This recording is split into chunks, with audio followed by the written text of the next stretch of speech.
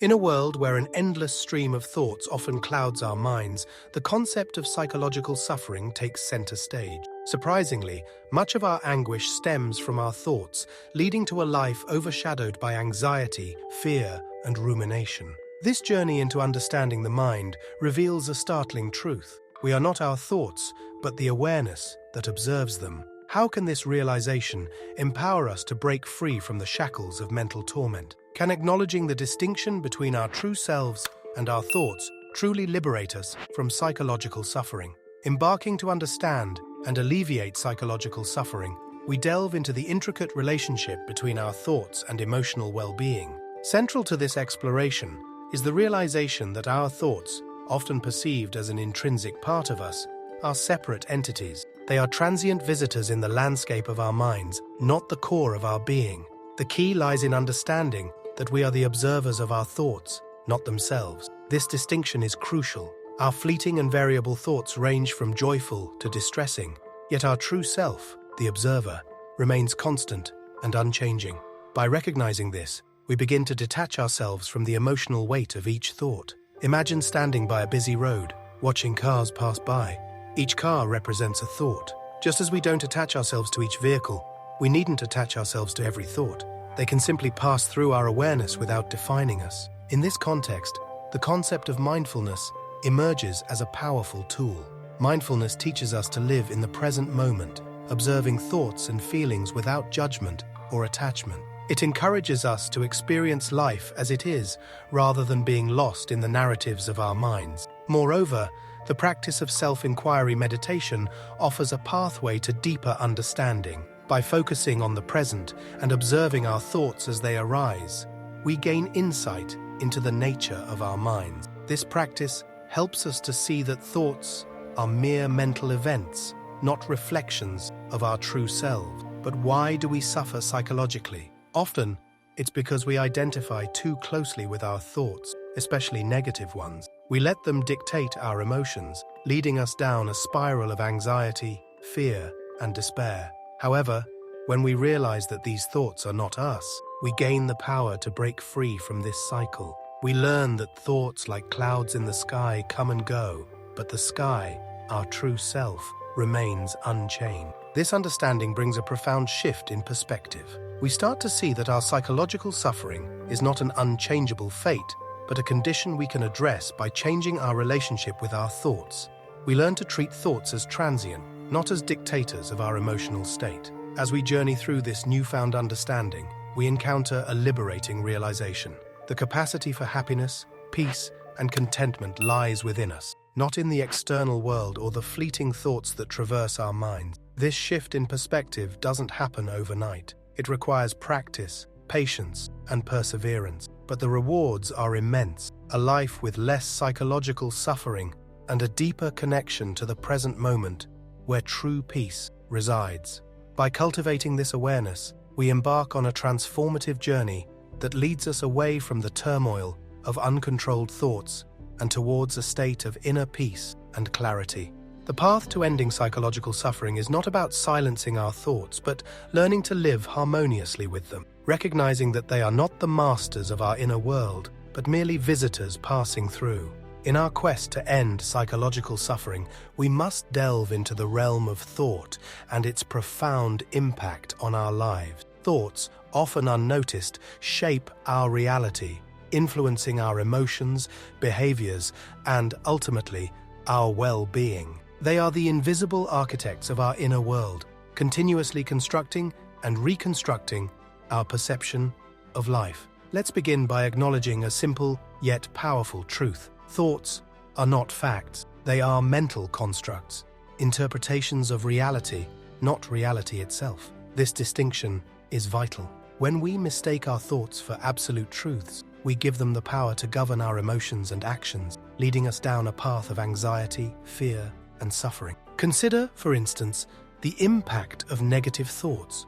When we latch onto a negative thought, it grows, spiraling into a web of pessimism and despair. But if we step back and observe this thought as merely a thought, its power diminishes. It's like turning on a light in a dark room. The shadows of fear and doubt vanish, revealing the room for what it truly is. Now, let's explore the concept of mindfulness in this context. Mindfulness is not just a practice, it's a way of being. It teaches us to observe our thoughts without judgment or attachment. When mindful, we're fully present in the moment, aware of our thoughts, feelings, and sensations, but not entangled in them. This awareness creates a space between us and our thoughts, allowing us to respond to life with clarity and wisdom, rather than react out of fear or habit. Mindfulness can be as simple as focusing on our breath, bodily sensations, or sounds. It's about anchoring ourselves in the present, where our true power lies. In this space, we find a sense of peace and stability, unaffected by the ever-changing landscape of our thoughts. Moreover, self-inquiry meditation offers a deeper dive into the nature of our thoughts and our true selves. This form of meditation encourages us to question the origin and validity of our thoughts. It invites us to ask, "Who am I?" beyond the labels, roles, and stories we've accumulated. This inquiry leads us to a profound realization. We are not the sum of our thoughts, but the consciousness that observes them. As we continue this journey of exploration, we uncover the role of thoughts in creating our reality. We realize that our habitual thinking patterns, often formed in childhood, can dictate our adult life. But with awareness, we can rewrite these patterns, choosing thoughts that support our well-being and growth. One effective technique in this transformative process is cognitive reframing. It involves identifying and challenging our negative or unhelpful thought patterns and consciously replacing them with more positive, realistic, and empowering ones. It's like pruning a garden, removing the weeds of negative thinking and nurturing the plants of positive, life-affirming thoughts. Through these practices, we cultivate a healthy relationship with our thoughts. We learn to treat them as tools, not tyrants. We discover we can choose which thoughts to engage with and which to let go. Embracing the path to end psychological suffering involves a profound awakening to our true selves and the nature of our thoughts. This journey fosters a mindful awareness that liberates us from the constraints of unchecked beliefs and thoughts, leading us to a life filled with peace, joy, and fulfillment. It is in the present moment, free from the illusions of our mind, where we find our true essence and the key to transformation, allowing us to transcend the limitations imposed by our thoughts. Living in the present is more than a concept. It's a profound practice that can radically shift our life experience. Life unfolds in the present moment, yet we're often entangled in the web of our memories or future anxieties, missing the richness of now. The art of being present is about engaging fully with the current moment, embracing each experience as it comes without the filter of our thoughts. Imagine life as a flowing river. Our thoughts are like leaves floating on its surface. We can observe them pass by, but we don't need to pluck each one and examine it. Instead, we can immerse ourselves in the river's flow, experiencing its depth and vitality. In this way, we connect with the essence of life, which is always present and ever-changing. This approach brings a new dimension to our existence. We start noticing the small wonders of everyday life, the warmth of the sun, the smile of a stranger, the melody of a bird's song. Often overlooked, simple joys become sources of profound happiness and peace. Moreover, living in the present empowers us to respond to life's challenges with resilience and clarity. Instead of being reactive, driven by conditioned thought patterns, we act from a place of conscious choice. This shift doesn't happen overnight, but with practice, it becomes our new way of being, leading us to a life of more excellent balance and harmony. As we embrace the present, we also cultivate self-compassion and understanding. We learn to treat ourselves with the kindness and acceptance we offer a dear friend. This compassionate stance allows us to empathize with our internal landscape, acknowledging our thoughts and emotions without judgment or criticism. Now let's consider how this journey impacts our relationships. By being present and self-aware, we engage with others more authentically. We listen deeply, communicate openly, and build connections rooted in mutual respect and understanding. Our interactions become more meaningful and fulfilling, enriching our lives and those around us. In conclusion, the path to ending psychological suffering is a journey of self-discovery and transformation.